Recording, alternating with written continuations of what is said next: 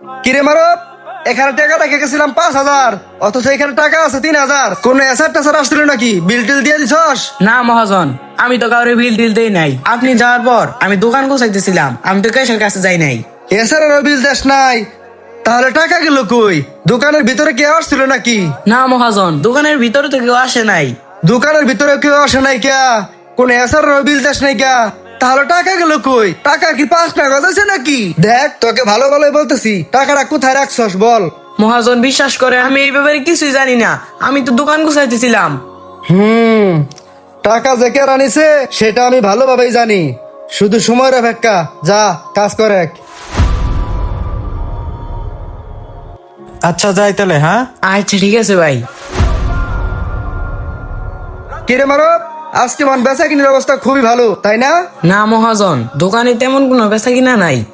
কি বলিস বেচা কিনি নাই? মানে এইমাত্র তো একটা কাস্টমার গেল, কতগুলা মাল নিয়া, আর তুই বলতেছিস কোনো বেচা কিনি নাই? মহাজন, সারাদিনে ওই একটা কাস্টমারই আইছিল।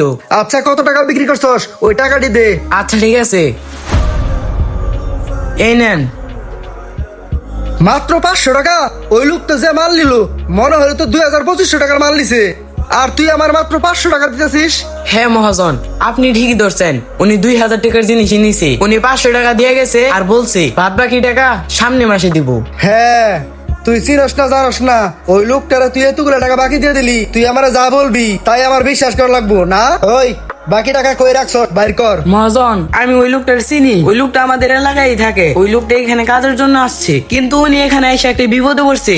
নিজের এলাকার মানুষ তো, তাই মায়া লাগছে, তাই বাকিটা দিয়ে দিছি। আমি বুঝতে পারছি, এখন হাতে নাতে ধরা খাইছিস তো, তাই নতুন নাটক সাজাইতেছস। ভালো মতন বলতেছি, টাকাটি বের কর। মহাজন, আপনি বিশ্বাস করেন, আমি একটা টাকা চুরি করি নাই। ওই লোক 500 টাকা দিয়া আর বাদ বাকি মাল বাকিতে নিয়ে গেছে। প্রতিদিন আমার ক্যাশের থেকে টাকা হারায়, একদিনে হিসাব মিলে না। আমি অনেক দিন ধরে অপেক্ষায় আছি হাতে নাতে ধরার জন্য। আজকে হাতে নাতে পাইছি, আজকে তোর আর কোনো ক্ষমা নাই। মহাজন বিশ্বাস করেন, আমি চোর না, আমি চুরি করি নাই। বিশ্বাস বিশ্বাস করে তো তোরে আমি দোকানের ভিতরে জায়গা দিছিলাম, সেই রাস্তা থেকে তুই লাই না। আমি আমার দোকানে কাজ দিছি, অথচ তুই আজকে আমার সাথে এত বড় বিশ্বাসঘাতকতা করলি। মহাজন, আমার ভুল হয়ে গেছে, এই নেন আপনার টাকা। দেখছস, মায়ের উপর কোনো ওষুধ নাই। তুই এই মুহূর্তে আমার দোকান থেকে বের হয়ে যা, তোরে জানি নেক্সট টাইম এই এলাকায় না দেখি।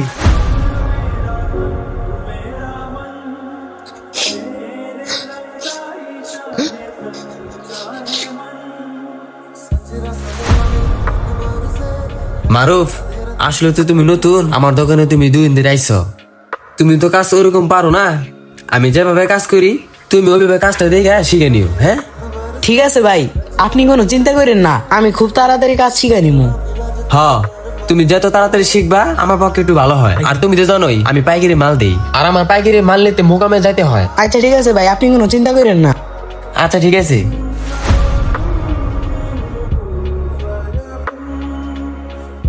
বাবা, মারুফ ভাই কই? মারুফ ভাই তো দোকানে দেখতেছি না।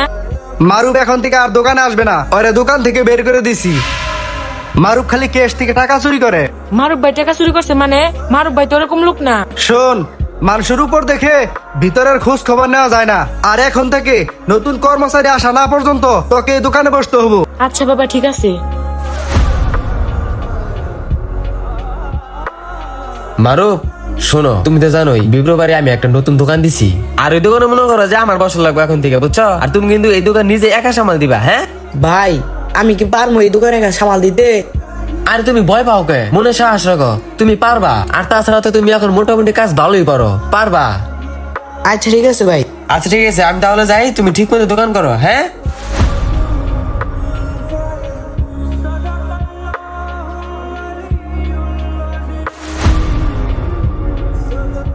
এই, আপনি কারা? দোকানের ভিতর তাকি মাকি করতেছ? টাকা চুরি করার ধান্দা নাকি? না না ভাই, আমি টাকা চুরি করতে আসি নাই। এই দোকানে যে একজন লোক ছিল, সেই লোকটা কই? মারুফ তো দোকানে নাই, মারুফের দোকান থেকে বের করে দিছি। ও, আপনি সেই লোক না? আপনি সেদিনকে মারুফের কাছ থেকে সদাই নিছেন। আপনি সদাই নেওয়ার পরে তো মারুফের দোকান থেকে বের করে দিছি। কি বলেন ভাই? মারুফের বাইর করে দিয়েছেন মানে? আমি ওই দিন মারুফের কাছ থেকে কিছু সদাই বাকিতে নিয়েছিলাম, আর ওই টাকাটা দিতে আসছি আজকে।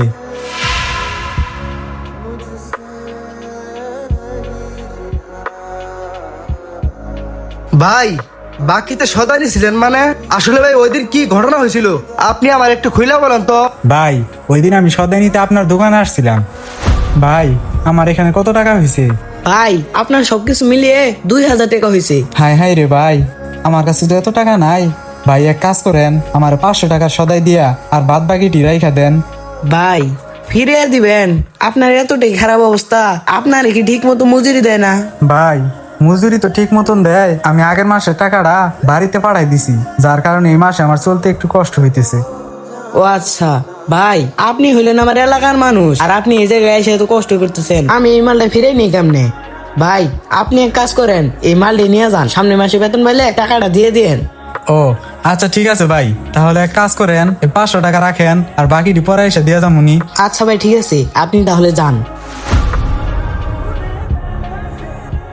ভাই মারুফ ছেলেটা খুবই ভালো মানুষ, ওই দিন যদি আমার মালগুলা বাকিতে না দিত আমার না খেয়ে থাকা লাগতো। আচ্ছা ঠিক আছে ভাই, টাকাগুলা দেন। ভাই এখন তাহলে আপনি যান। আচ্ছা ঠিক আছে ভাই। বাবা আসলে মারুফ ভাই সেদিনকার টাকাটা নেয় নাই। আরে টাকা নেয় নাই মানে? টাকা না নিলে মারু জরিমানা দিল কেন? বাবা মারুফ ভাই লোকটা অমনি, আর তোমাকে কয়দিন যাবত একটা কথা বলতে চাইতেছি কিন্তু বলতে সাহস পাচ্ছি না। আসলে বাবা আমাদের দোকান থেকে যে টাকাগুলো চুরি হইতো ওগুলো মারুফ ভাই না, আমি কি করতাম। তুই চুরি করতি মানে? এসব কি বলতাছস? আর তুই যদি চুরি করতি তাহলে মারুফ চলে যাওয়ার পরে আমার দোকানে চুরি বন্ধ হইলো কেন? চুরি বন্ধ হয়ে গেল কেন? তাহলে শোনো বাবা, আমার কাছে এই মুহূর্তে কোনো টাকা পয়সা নাই। আরে টাকা পয়সা নাই মানে? টাকা পয়সা না থাকলে আমরা মাল খাম কেমনে? তুই যেমনি হইকে একটা ব্যবস্থা কর। দাঁড়া একটা ব্যবস্থা করতেছি।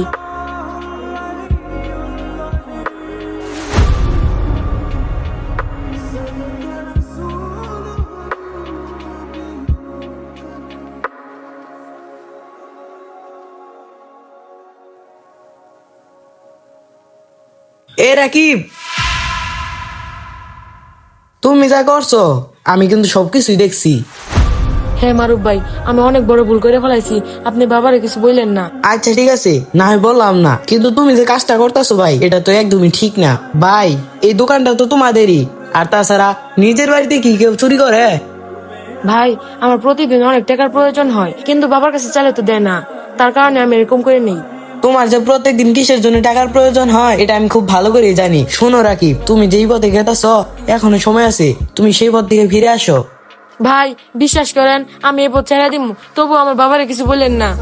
আচ্ছা ঠিক আছে, আমি এই কথা কাউকে বলবো না, কিন্তু তুমি আমাকে কথা দাও যে আজকের পর থেকে কোনো নেশাবানি করবা না, টাকা চুরি করবা না, তাহলে আমিও যেভাবেই হোক এই কথা কাউকে বলবো না। ঠিক আছে ভাই, আমি আপনাকে কথা দিলাম আমি এরপর থেকে আর এরকম কাজ করবো না। আচ্ছা ঠিক আছে, তুই যা দোকানে বস, আমি আসতাছি। আরে মহাজন, হঠাৎ করে আপনি এখানে?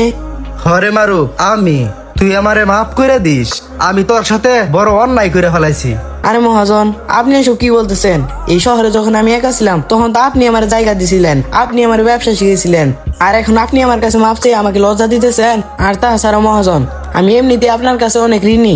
আরে মারু, তুই আমার কাছে ঋণী হইতে যাবি কেন?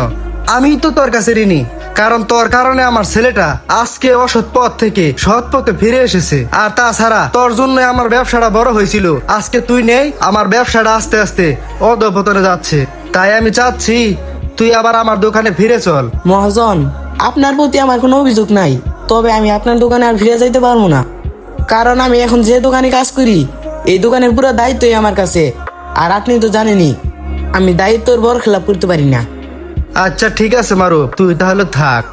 সাদ্দাম ভাই সত্যটা যখন বুঝলেন তখন বড্ড দেরি হয়ে গেছে। মারুফ ভাই তাকে ক্ষমা করলেও নিজের আত্মসম্মানের জন্য সে আর সেখানে ফিরে যায়নি। সততা কখনো বৃথা যায় না, একটা ভুল দরজা বন্ধ হয়ে গেলেও নিয়তি তার চেয়ে উত্তম পথ খুলে দেয়।